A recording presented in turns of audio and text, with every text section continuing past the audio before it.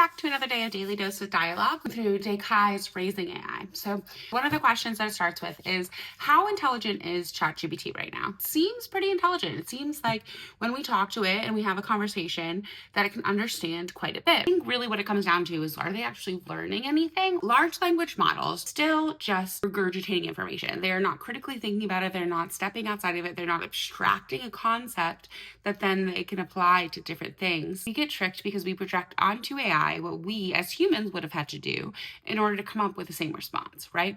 We have to pull from our limited knowledge that we can hold into our head at one time. We then have to generalize a concept from that can apply to this current situation, right? Like if you have a 5-year-old who is just learning how to process emotions, and the child already has abstracted this concept of what sadness is, then it is able to apply it to the situation and say, hey, he is sad. That is learning. That is a child actually learning emotions, learning how to recognize emotions.